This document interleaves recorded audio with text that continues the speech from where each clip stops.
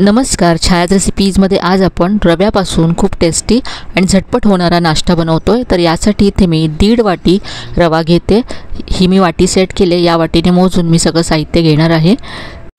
इथे बारीक रवा घ्यायचा आहे। बारीक रवा नसेल तर जाड रवा एकदा मिक्सरला फिरवून घ्या। यामध्ये 1 वाटी दही घातलंय आणि 1 वाटी यामध्ये पाणी घालायचं आहे। आता हे सगळं मिक्स करूया।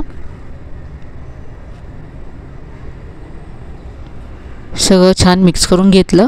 यानंतर हे झाकून असंच बाजूला ठेवून देऊया आणि आपण चटणी तयार करूया। इथे मिक्सरचं भांडं घेतलं आहे। यामध्ये पुदिना घालायचा आहे। पुदिना आधी स्वच्छ धुवून घेतला आहे। जेवढा पुदिना घेतला त्याच्या अर्ध्या प्रमाणामध्ये यामध्ये कोथिंबीर घालायची आहे।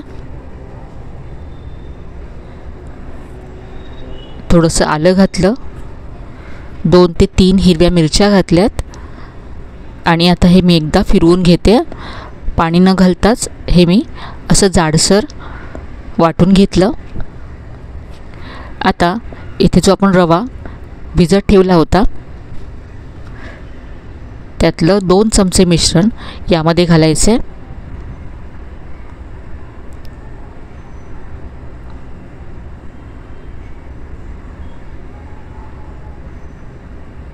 आणि याबरोबरच यामध्ये मी 2 चमचे पाणी घालते। आता हे मिक्सरला फिरवून अगदी बारीक असं वाटून घेऊया। तर हे वाटून तयार आहे। आता हे जे रव्याचं मिश्रण होतं ते सुद्धा झाकून ठेवल्यामुळे घट्ट झालं आहे। यामध्ये सुद्धा थोडंसं पाणी घालायचं आहे। 2 ते 3 चमचे पाणी घातलं आणि हे असं करून घेतलं आहे। घट्टसरच हवं आहे आपल्याला। तर हे पाहू शकता याची कन्सिस्टन्सी अशी आहे। आता यामध्ये चवीप्रमाणे मीठ घालायचं आहे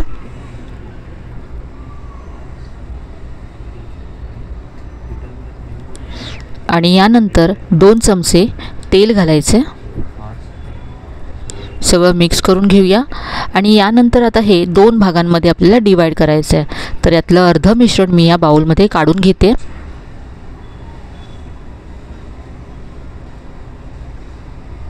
आणि हे जे चटणीचं मिश्रण होतं ते सुद्धा एका बाउलमध्ये काढून घेतलं। तर या चटणीच्या मिश्रणामध्ये मीठ घातलं नव्हतं, तर इथे मी थोडंसं मीठ घालते। मिक्स करून घेऊया। आता इथे मी एक डबा घेतला आहे। याला तेलाने ग्रीस करून घ्यायचं आहे किंवा तुम्ही एखादी प्लेट किंवा कुकरचा डबासुद्धा घेऊ शकता।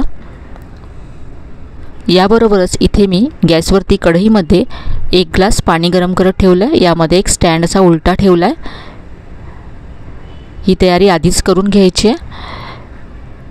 आता यातल्या एका भागामध्ये आपल्याला पाव चमचा इनो घालायचा आहे। इनोवरती थोडंसं पाणी घातलं, मिक्स करूया।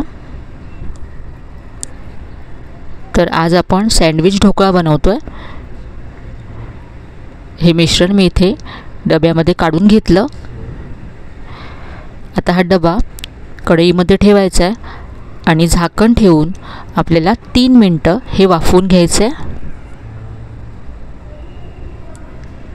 इथे आता 3 मिनिटं झालेत, पाहूया। तर हे पहा सेट झालं आहे। आता हे जे चटणीचं मिश्रण आहे त्यामध्ये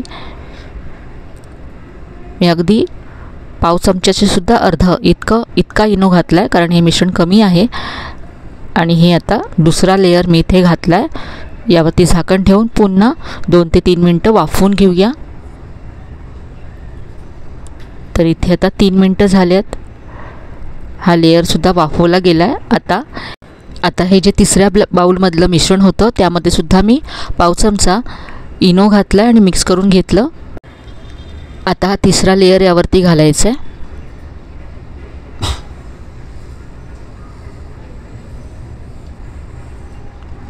थोडंसं याला पसरवून घेऊया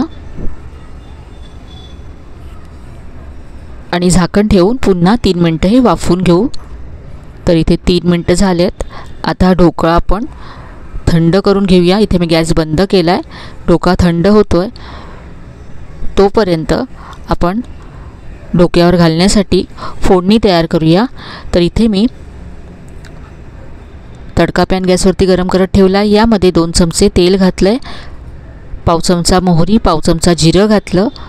इथे तेल जास्त गरम झालं होतं म्हणून मी गॅस बंद केला आहे. थोडासा कढीपत्ता घातला आणि अर्धा चमचा सफेद तीळ घातलेत.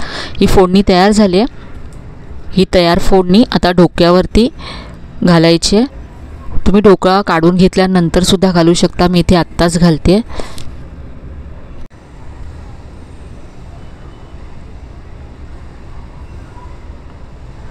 सगळीकडे पसरवून घेऊया.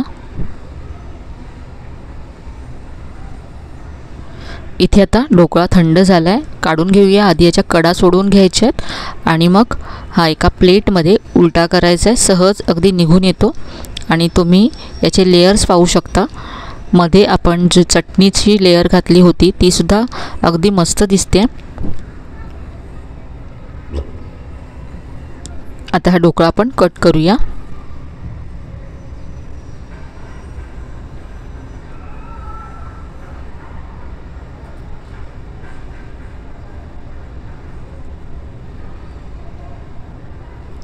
अगदी सॉफ्ट असा हा ढोकळा तयार झाला आहे. जाळीदार ढोकळा तुम्ही पाहू शकता.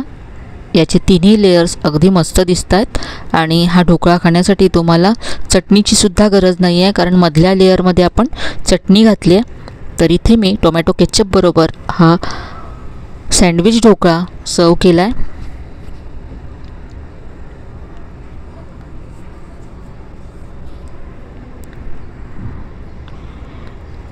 नाश्त्यासाठी तुम्ही हा बनवू शकता.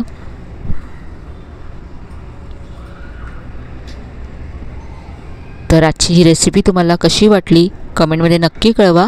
रेसिपी आवडली असेल तर व्हिडिओला लाईक करा, शेअर करा. चॅनलला अजून सबस्क्राईब केलं नसेल तर नक्की सबस्क्राईब करा. चला तर मग पुन्हा भेटूया अशाच छान छान आणि नवीन नवीन रेसिपीजसह. तोपर्यंत धन्यवाद.